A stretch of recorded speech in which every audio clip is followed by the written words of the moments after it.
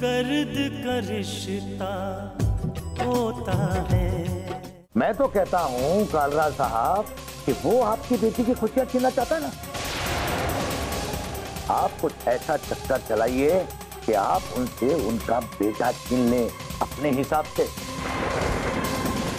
फिर वो आएंगे आपके पास, फिर झुकेंगे आपके कदमों में।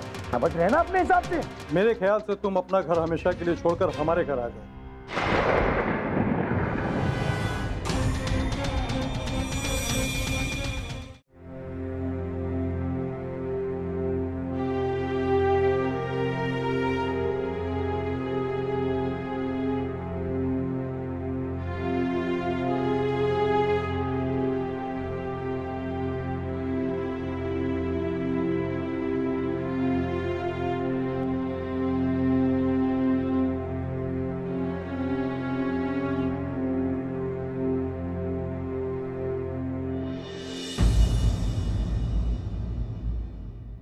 और ये मेरा फैसला है कि सुरभि को यहां से जाना ही होगा।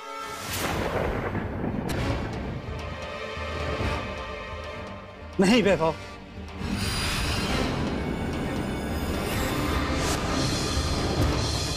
तुम्हारे चाहने से सब कुछ नहीं हो जाएगा। तुम बहुत गलत कर रहे हो।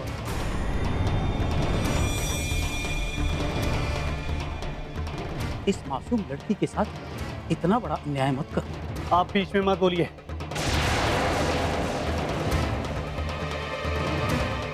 और आपको मेरे घर के मामले में बोलने का कोई अधिकार नहीं है।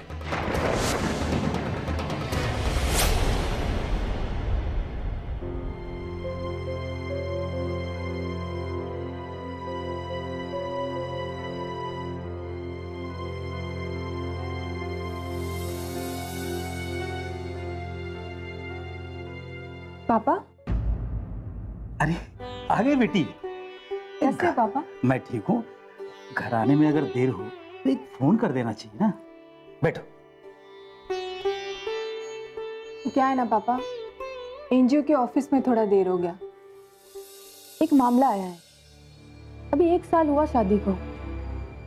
लड़की प्रेग्नेंट है और उसका पति उसे डिवोर्स देना चाहता है। ऐसा क्यों? उस लड़के का अफेयर किसी और के साथ चल रहा है। खुद तो गलत रास्ते पे चल ही रहा है और इसकी सजा उस लड़की को मिल रही है। ये बेचारी माँ बनने वाली है, वो अपने बच्चे को लेकर कहाँ जाएगी?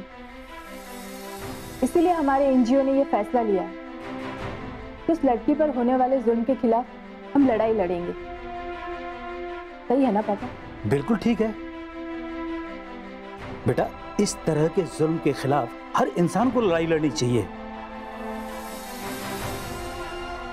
हर इंसान को सामाजिक मर्यादा के अंदर रहकर चलना चाहिए। जी पापा, पर कुछ लोगों को सामाजिक मर्यादाओं का ख्याल कुछ देर से ही आता है। हाँ बेटी, मेरे सामने भी एक ऐसा ही मामला आया है। लड़की ने मन वचन से उस लड़के को मानकर शादी किया, लेकिन लड़के का कहना है कि उसने सिर्फ शादी का नाटक किया और अब उस लड़की को वो पत्नी के रूप में स्वीकार नहीं करेगा। क्या कह रहे हो पापा? शादी ना हुई, नाटक हो गया। हाँ बेटी, वो लड़का भी उस लड़की को तलाक देकर उसे घर से निकालना चाहता है। कौन है वो लड़की? बेटा, सच कहूं तो वो तुम्हारी धर्म बहन है। धर्म बहन? हाँ बेटी, मैंने उस बच्ची का कन्यादान किया था। कुछ रिश्ते तो ऊपर वाले बनाकर भेजता है, लेकिन कुछ रिश्ते हम जोड़ते हैं। लेकिन उस लड़की के साथ जो मेरा रिश्ता जुड़ा है, शायद इसके पीछे भी ईश्वर की ही मर्जी है। क्या उस लड़की के माँ बाप नहीं है? नहीं बेटा, वो पीलीभीत की रहने वाली है। सुरभि शास्त्री नाम है उसका। वो तो बेचारी दिल्ली में पढ़ाई करने के लिए आई थी, लेकिन लड़के के घर वालों ने उसे शादी के लिए मजबूर किया। पता है वो लोग कौन है? वही अमरनाथ, जिनकी ऑफिस में मैं काम करता हूं। वो लड़की जो पीलीभीत से आई है, उसका नाम सुरभि शास्त्री है? हाँ बेटा, यही नाम है उसका। शादी के वक्त ही मैं उससे मिला था। उसके दादाजी एक शिक्षक थे, नंदकिशोर शास्त्री। बेटी, मैं उनके बारे में तो नहीं बता सकता, लेकिन एक बात मैं पक्के तौर पे कह सकता हूं कि वो लड़की पीलीभीत की ही है और दिल्ली पढ़ाई करने के लिए आई थी। मैं शायद जानती हूँ इसे। पिछले साल पीलीभीत में टॉप किया था उसने और एनजीओ ने उसे सम्मानित भी किया था। और वहां पीलीभीत में ही मेरी मुलाकात हुई थी उससे। मुझे अच्छी तरह याद है, मैंने ही उसका इंटरव्यू लिया था। तुमने तो कमाल कर दिया सुरभि, पूरे पीलीभीत में तुमने टॉप किया है और आज तुम्हें सम्मानित किया जा रहा है, तो कैसा लग रहा है तुम्हें? जाहिर सी बात है, किसी को भी इस बात पर बहुत गर्व महसूस होगा। और कौन कौन है तुम्हारे घर में? बस मैं और मेरे दादाजी हैं। आज ये उन्हीं की मेहनत का नतीजा है कि मैंने कॉलेज में टॉप किया है। हाँ, मैंने भी सुन रखा है कि आपके दादाजी शिक्षक रह चुके हैं। बस यही समझ लीजिए कि आज उसी का फायदा मुझे मिला है। और सच कहूँ तो इस बात से सबसे ज़्यादा खुशी किसी और को नहीं बल्कि मेरे दादाजी को ही होगी। कल के अखबार में तुम्हारी तस्वीर के साथ ये इंटरव्यू भी छपेगा। पीलीभीत के छात्रों के लिए तुम क्या कहना चाहोगी? बस यही कहना चाहूंगी कि शिक्षा धन ही वो धन है जिसे हमसे कोई छीन नहीं सकता, और जिंदगी के हर मोड़ पर ये धन हमारे काम आता है। यही कहना चाहूंगी कि ये शिक्षा का वक्त है। आपको पूरा समय, पूरा ध्यान शिक्षा को ही देना है, क्योंकि जिंदगी जीने के लिए पूरी उम्र पड़ी है। और खास तौर पर लड़कियों को शिक्षा पर और भी ज्यादा ध्यान देना चाहिए। बिल्कुल ठीक कहा तुमने। आज तो सरकार भी लड़कियों की शिक्षा पर पूरा ध्यान दे रही है। बेटी बचाओ, बेटी पढ़ाओ जैसी योजनाओं को कार्य रूप दिया जा रहा है। सच यही है कि अगर लड़की शिक्षित होगी तो समाज शिक्षित होगा और आने वाली पीढ़ी भी शिक्षित होगी। सचमुच कितनी अच्छी सोच है तुम्हारी। आगे के लिए क्या सोचा है? बस आगे ग्रेजुएशन करना है, बहुत जल्द दिल्ली आना होगा। अरे वाह, दिल्ली आओगी तो मुझसे जरूर मिलना। मैं भी तो दिल्ली में ही रहती हूँ। जिस वक्त मैंने उसका इंटरव्यू लिया था तब उसके दादाजी की तबीयत बहुत खराब थी, तो वो समारोह में नहीं आ पाए थे। एक मिनट पापा, उस वक्त की एक तस्वीर है मेरे पास। ये है क्या? अरे हाँ, ये तो सुरभि ही है। ओह माय गॉड, इतनी काबिल लड़की और उसके साथ ऐसा हादसा। हाँ बेटा, हादसा ही तो है। इसका मतलब उसके दादाजी अब इस दुनिया में नहीं रहे। हाँ, तभी तो पहले उसे अनाथ समझकर घर की बहू बनाए, अब तलाक देकर घर से बाहर निकालना चाहते हैं। हम ऐसा होने नहीं देंगे पापा। अगर उस पर जुल्म हो रहा है तो हम उसका साथ देंगे। मैं खुद भी चाहता हूँ बेटा।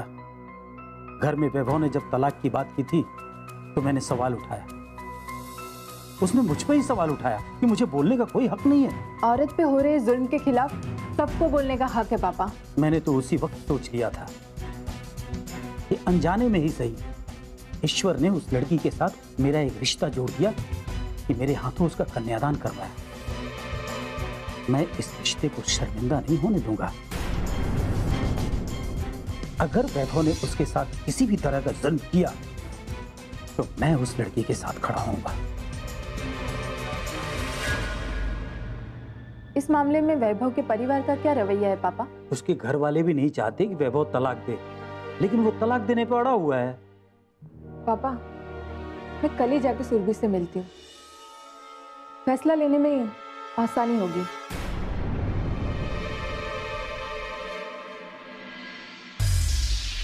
अरे कालरा साहब, मैं अच्छी तरीके से समझता हूँ कि आपकी बेटी की जिंदगी से कोई नहीं खेल सकता, चाहे वो केदारनाथ हो और चाहे वो अमरनाथ। और वैसे भी वो आपके एहसानों को भुला नहीं सकता, आपके एहसानों के बंधनों को तोड़ नहीं पाएगा वो। और एक बात कहूं आपसे, उस घर में वैभव के अलावा उस अमरनाथ का पूरा खानदान गिरा हुआ है अपने हिसाब से।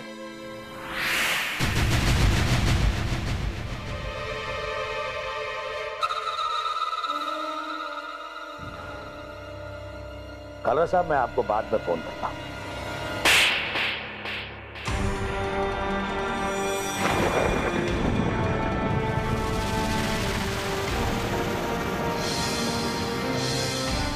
अरे मर जा चुल्लू भर पानी में डूबकर।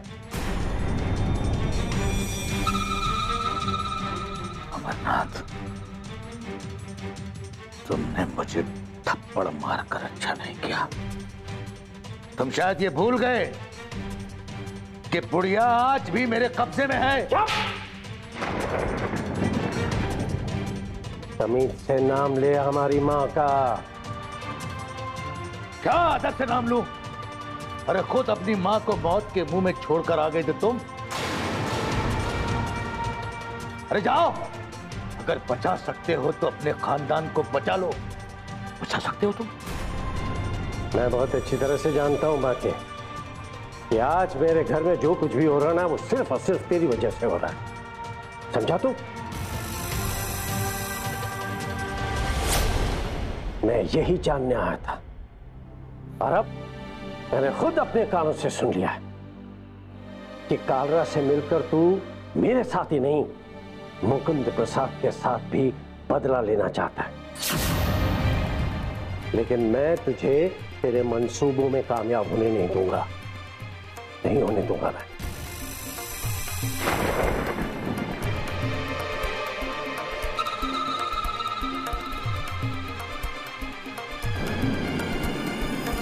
तू क्या जाने मेरे मंसूबों के बारे में अमरनाथ।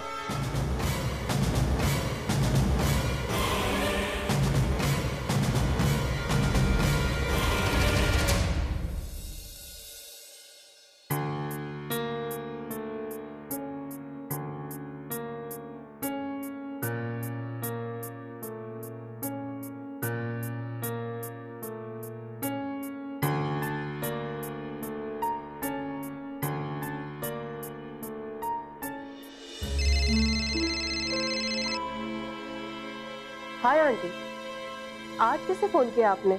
मैं तुम्हारी कुछ बन सकूं या ना बन सकूं शिखा, पर उम्र में तुमसे बड़ी तो जरूर हूं।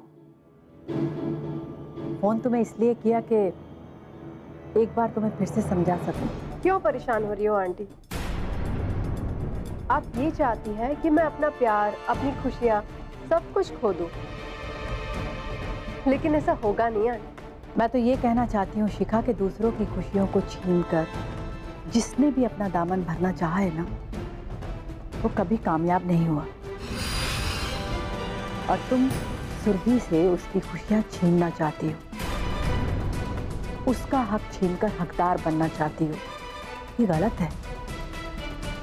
क्या सही है क्या गलत है, इन चक्करों में क्यों पड़ रही है आप आंटी? आप ये क्यों नहीं समझते कि मैं और वैभव एक दूसरे से बहुत प्यार करते हैं? वैभव शादीशुदा है शिखा। तुम्हें समझाने के लिए तुम्हारी माँ तो है नहीं, इसलिए मैं तुम्हें समझा रही हूँ। ये संस्कार और मर्यादाओं के खिलाफ है और तुम अपनी मर्यादाएं खोकर कुछ हासिल नहीं कर पाओगी। बस मुझे कुछ समझाने की जरूरत नहीं है। जरूरत है, तभी तो समझा रही हूँ। मैं सुरभि की जिंदगी को बर्बाद होते हुए नहीं देख सकती और मैं तुम्हें भी बदनाम होते हुए देखना नहीं चाहती हूँ शिखा, इसलिए तुम्हें समझा रही हूँ। समझना आप लोगों को पड़ेगा आंटी कि मैं और वैभव बच्चे नहीं है कि जिन्हें आप उंगली पकड़ के चलना सिखाएंगे। फोन रखती हूँ और समझाना ही है तो उस सुरभि को समझाओ कि उस घर में बैठकर अपने बर्बादी पर आंसू ना बहाए। अच्छा होगा कि वहां से चली जाए वो।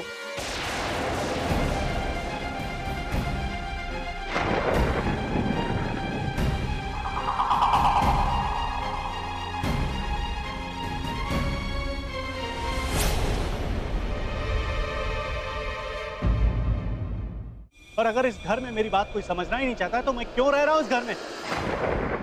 चला जाता हूं ना मैं घर छोड़कर। दर्द का रिश्ता होता है, सिर्फ गुप्ता जी को ही क्यों भाई साहब, ये बात तो किसी को भी बुरी लगेगी। ये सुरभि की मर्जी नहीं थी, बल्कि हम सबकी मर्जी थी, इसलिए हमने सुरभि को अपनी घर की बहू बनाया और उसे बहू के रूप में स्वीकार किया है। ये जो कुछ भी हुआ वो गलतफहमी की वजह से हुआ है।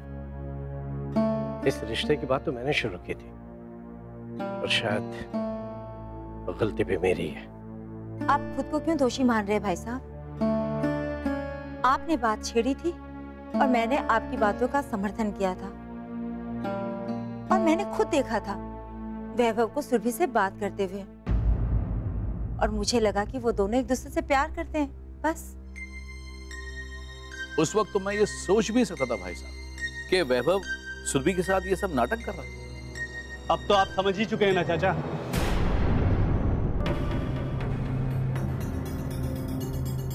अब जब आप लोग समझ ही चुके हैं कि वो सब नाटक था, तो उसे हकीकत बनाने में क्यों तुले हुए हैं? क्योंकि ये एक मासूम लड़की की जिंदगी का सवाल है वैभव। तुम्हारे नाटक की वजह से क्यों एक लड़की की जिंदगी तबाह कर रहे हो? क्यों? देखो वैभव, हमें तो बस सिर्फ एक ही बात से मतलब है कि हमारे घर पर कोई उंगली ना उठा सके। वैसे ही अभी तक माँ जी का पता ही नहीं लगा, ऊपर से ये बात कोई मुसीबत ना बन जाए। देखो वैभव, जो आदमी हमारे दफ्तर में काम करता है, हमारे दिए हुए पैसे से जिसका घर चलता है, उसने तुम्हें जवाब दे दिया, और फिर हम उसकी बात को टाल नहीं सकते क्योंकि वो सही था और हम गलत थे। और अगर इसी तरह से हम गलत रहे तो फिर हम किसी को क्या जवाब देंगे? कोई भी हमारे घर की तरफ उंगली उठाएगा, और ये मुझे बिल्कुल बर्दाश्त नहीं है। यानी आप लोगों ने तय कर लिया है कि आपका बेटा रहे या ना रहे, लेकिन इस घर की बहू सुरभि ही रहे।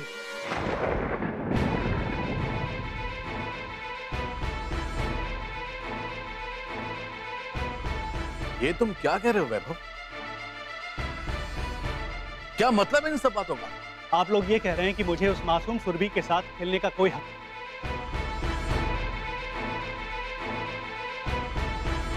और मैं आपसे कहता हूं कि आपको भी मेरी खुशियों के साथ खेलने का कोई हक नहीं है।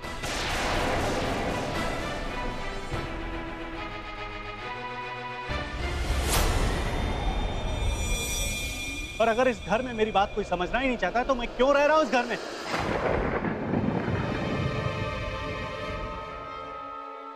चला जाता हूं ना मैं घर छोड़कर।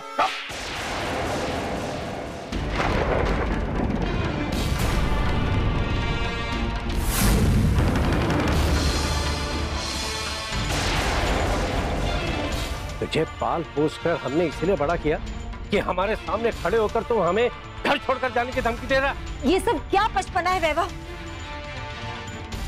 जहां कोई मेरी बात सुनना ही नहीं चाहता, समझना ही नहीं चाहता, तो क्या करूं मैं रहकर इस घर में?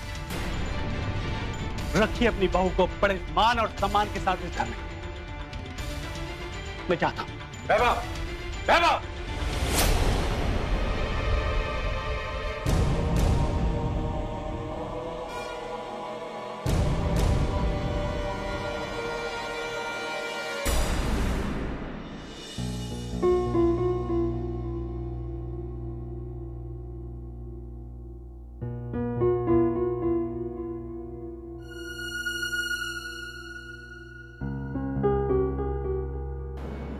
क्या बात है शिखा? आज फिर कोई बात हो गई क्या? हाँ पापा, आज फिर वैभव की माँ का फोन आ गया। तो इसमें नाराज होने की क्या बात? ओ, इसका मतलब वैभव को जो बात मैंने कही थी उससे उसके घर में तूफान उठ खड़ा हुआ है, और उस तूफान का झोंका तो तुम तक आना ही था। नहीं पापा, मुझे नहीं लगता कि वैभव ने ऐसी कोई बात की हो जिससे मजबूर होकर उन्होंने मुझे फोन किया होगा। क्या बात कर रही? मैं तो ये सोच रहा था कि फोन करके वो तुम्हारे सामने गिड़गिड़ाएंगी कि मुझसे मेरे बच्चे को मत छीनो। नहीं पापा, वो मुझे ये समझाने की कोशिश कर रही थी कि मैं सुरभि की खुशियां छीनकर खुशहाल नहीं रह सकती। वो मुझे बदनाम होता हुआ नहीं देखना चाहती। आखिर चक्कर क्या है? मेरे इतना कहने के बावजूद भी वैभव अपना घर छोड़ने की हिम्मत नहीं कर पा रहा है और घर वालों से कुछ बोल पा रहा है। पता नहीं क्या बात है पापा। जो भी, अब एक ही रास्ता है कि वैभव अपना घर छोड़ करके हमारे यहाँ रहे और उसे ऐसा करना ही होगा। अगर उसने ऐसा नहीं किया तो उसे घसीट करके लाना होगा। जा रहा हूं मैं इस घर को छोड़कर। अब रहो इस घर में तुम बेटा और बहू बनकर। वैभव, वैभव तुम ऐसा नहीं कर सकते। दर्द का रिश्ता होता है। पापा, वैभव के ऊपर कानूनी तौर पर अधिकार तो तब हो पाएगा जब हमारी शादी होगी। मैं जानता हूं कि अधिकार मेरे पास नहीं है, लेकिन लोन देते वक्त मैंने कागजात पे जो दस्तखत कराए थे वो अधिकार तो है मेरे पास। वो मेरा कर्जदार है और उसका बाल बाल मेरे कर्जे में बंधा हुआ है। नहीं पापा, मैं ऐसी लड़ाई नहीं लड़ना चाहती। मैं जानता हूँ, मैं भी ऐसी लड़ाई लड़ना नहीं चाहता, और अगर ऐसी लड़ाई हुई तो ये लड़ाई बहुत लंबी हो जाएगी। और लड़ना ही है तो फिर बाप बेटे लड़े ना, और हम उनसे क्यों लड़े? और वैभव तो मजबूर है ही। बस ख्याल इस बात का रखना है पापा कि वो वैभव को रोकने की जरूर कोशिश करेंगे। वो इतनी आसानी से वैभव को घर छोड़ने नहीं देंगे, लेकिन किसी भी तरह वैभव को हमें इस घर में लाना है। वैभव अगर इस घर में आ गया ना तो सारी बाजी हमारे हाथों में होगी। अभी तो वैभव को प्यार की भाषा में समझाया जाए, उसे वहां से यहाँ लाने की कोशिश की जा रही है, और अगर नहीं आया तो उसके लिए ताकत का इस्तेमाल करें।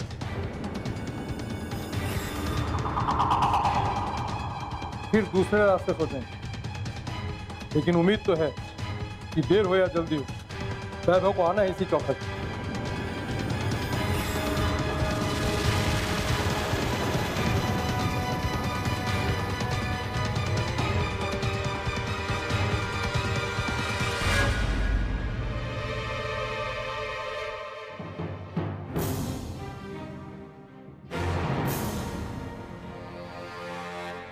वैभव, वैभव तुम ये क्या कर रहे हो? तुम ठीक नहीं कर रहे हो वैभव। मेरे सामने अब इसके अलावा कोई रास्ता नहीं है। जा रहा हूं मैं इस घर को छोड़कर। अब रहो इस घर में तुम बेटा और बहू बनकर। वैभव, वैभव तुम ऐसा नहीं कर सकते। वैभव, क्या तुम्हें इस बात का एहसास नहीं कि तुम इस घर के चिराग हो, इस घर की रौनक हो? तुम इस तरह से ये घर छोड़कर नहीं जा सकते। क्या हो गया तुम्हें वैभव? तुम अपनों को छोड़ के इस तरह से जा रहे हो, उस माँ को छोड़कर जा रहे हो जिसने 9 महीने तुम्हें कोख में रखा, उस पिता को छोड़कर जा रहे हो जिसने उंगली पकड़कर तुम्हें चलना सिखाया। तुम क्या कह रहे हो वैभव? उस शिखा के लिए तुम अपने माँ बाप को छोड़ दोगे? इस परिवार को छोड़कर जाओगे? शिखा के लिए नहीं, अपने प्यार के। और अगर किसी दूसरे मकसद के लिए वैभव ने शादी रचाई थी तो आप समझ सकते हैं फूफा जी कि वो शादी नहीं बल्कि एक साजिश थी।